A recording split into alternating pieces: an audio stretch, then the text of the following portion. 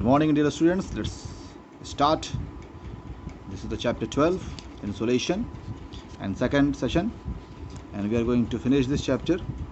So as I was explaining you about the factors affecting the distribution of temperature, and we have seen the different factors. The first factor, that is the latitude, and I told you that how the latitude affects the factor, means how it is an important factor which affects the distribution of temperature. So I explained you by this diagram that, as you can find, this is Earth surrounded by the atmosphere. Now when the sun rays falls on equator, that is on the lower latitude, so these sun rays are very vertical, and you can find they travel less extent in the atmosphere, so that's why they are very intense.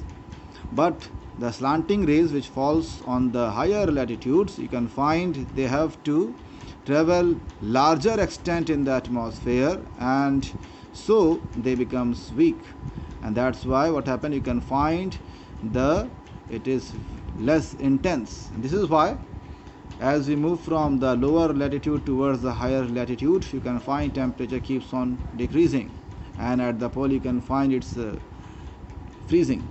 Well, this is how the latitude affects the temperature distribution. Second, we have seen about the altitude, that is height. So with this diagram I have explained you that what happens, as you can find, with the height what happens, the air becomes thinner and thinner, as it is written here, rarefaction of air, means the air becomes thinner. And when the air is dense, so it is important, it is very easier for the temperature to just make the atmosphere warm. But when the air becomes rare, means very thin, so it becomes very difficult for the heat energy to heat the air. Well, another thing I explained you, that this temperature usually heated, means the atmosphere being heated by the terrestrial radiation, not by the solar radiation directly. Well, this is why as we go up, and you can find temperature keeps on decreasing. This is why the hill stations are cooler. Well, then we have seen here the next one is the distance from the sea, and here I explained you now with this diagram. So near the coastal areas, usually they experience the moderate climate. Why? Because they are being influenced by the sea breeze and the land breeze. So the sea breeze, land breeze, they just check the temperature and keeps it moderate. But as you move far from the sea, coastal area, you can find temperature becomes extreme. And this one example we can see, Mumbai and Nagpur both are situated on the same latitude, but Mumbai is situated on the coast, while Nagpur is situated in the very interior part, very far from the sea. And this is why Nagpur experiences the extreme type of climate. During the summer temperature is very hot, while Mumbai experiences equable climate, means even in the summer season you can find temperature never becomes so hot. Well, next is we have seen about the ocean current, and with this diagram I explained you there. First of all, there are the two types of current.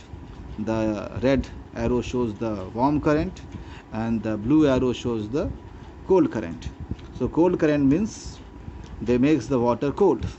The areas where the cold currents are found, example I told you, on the eastern coast of this North America, you can find here is a cold current, Labrador current, and eastern Greenland current. Both currents are cold, so here the water usually is cold. That's why winters are very long, and here the water gets frozen during the winter season, and even the summers are very cold, much cooler even during the summers. But at the same time, the Western Europe and this Great Britain, they have been influenced by this North Atlantic drift, Norwegian current. These are the warm current, and because the currents are warm, so the water is warm, and as the water here over this region, the Western Europe, is warm, so the wind which blows over the water, it becomes warm and check the temperature in the coastal area and just keeps it moderate. So this is how the warm current and the cold current, they both influence the climate. Well, next we have seen about the winds. So there are different types of wind. First of all, the hot wind, cold wind.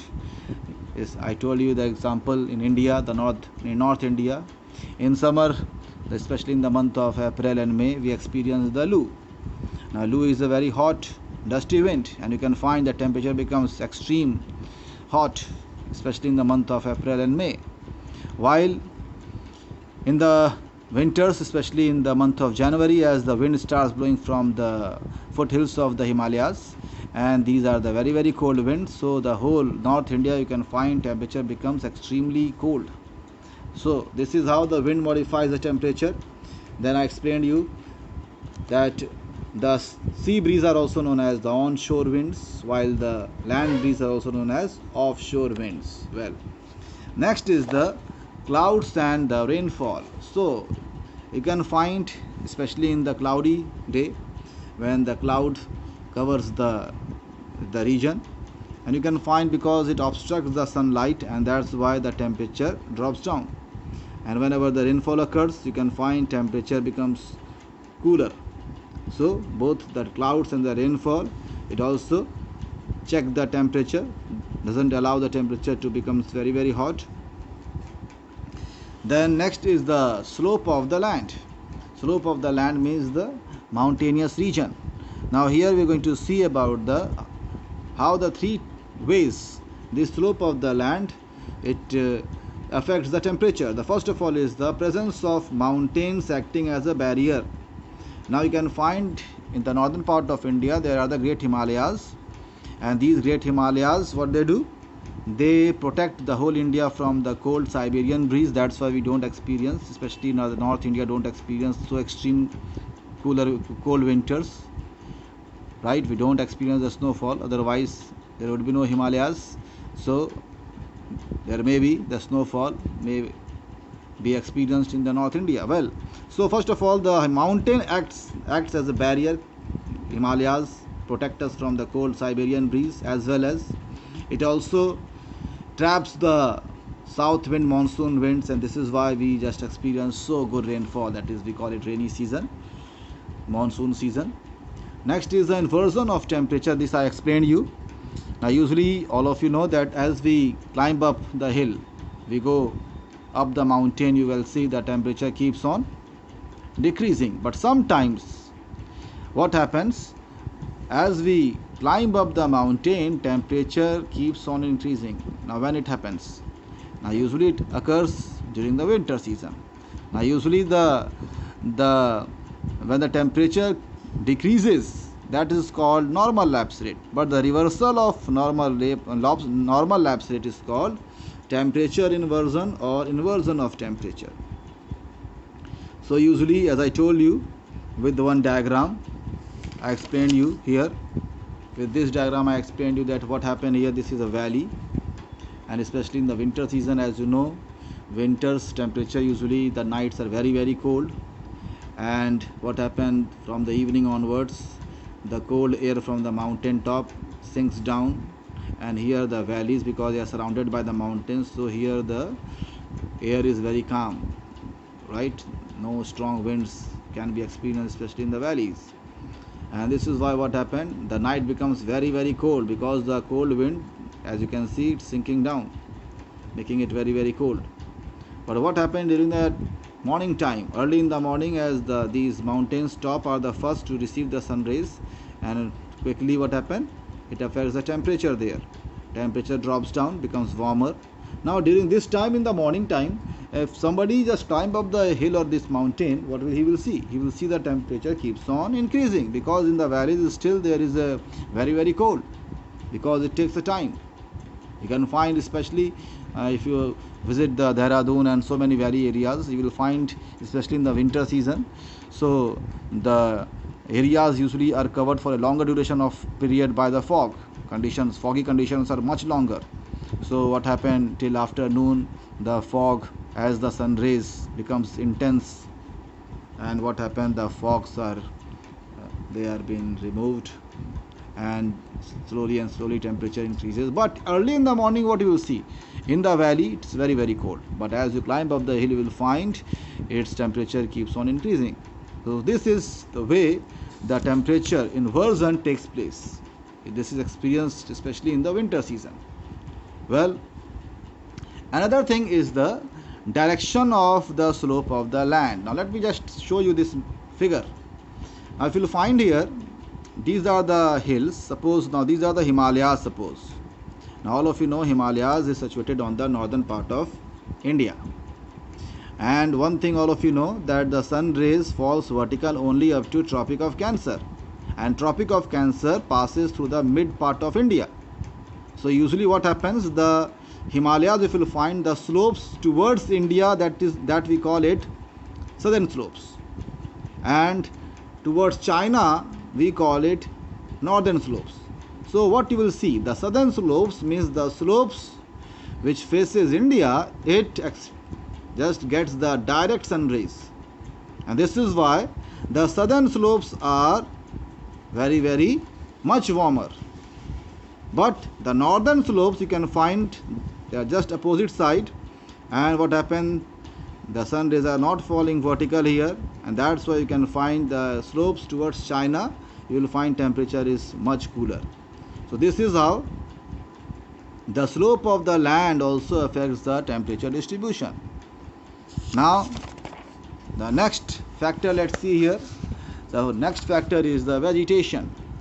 Now as you can find, vegetation are very very important factor, especially even in the summer season, when there is a very very extreme hot conditions you can experience. Now if you visit the some forest region, and you will find there the temperature, you will find it's much cooler. Why? Because first of all, these vegetation means the dense forest region, they protect the ground from the direct sun rays, and that's why what happened, the terrestrial radiation doesn't take place here, means that when the earth doesn't receives any sun rays, so it can't able to radiates the heat. And this vegetation means the cloud, the vegetation, all the trees and these vegetation, they also protect, and all of you know it just transpirate, right? And this is why, and also provides the shade there. So usually the vegetation also is a very very important factor which affects the temperature, and this is why you can find deserts are very very hot. Why? Because lack of vegetation, there is no vegetation is found there. Now next is the nature of the soil. When you see about the see about the nature, so you can find first of all the soil can be light in color, it can be dark in color. As all of you know about the black color, black soil is black in color. Now alluvial soil usually in light in color. Now the soil can be drier also, the soil can be moist. Well, so in both conditions, when suppose the soil contains moisture, so what happens, already it contains moisture, so the moisture, the water in the soil, it further doesn't allow to absorb the heat. At the same time, dark color soil, they absorbs more heat than the light color soil. So this is why, this is how the nature of the soil also affects the temperature distribution. So these are the different factors we have seen. Now this chapter is over now, and this is the last chapter of this second semester. And now from Monday onwards, as we are going to start the class, so all the queries you can bring there and you can ask me in your class.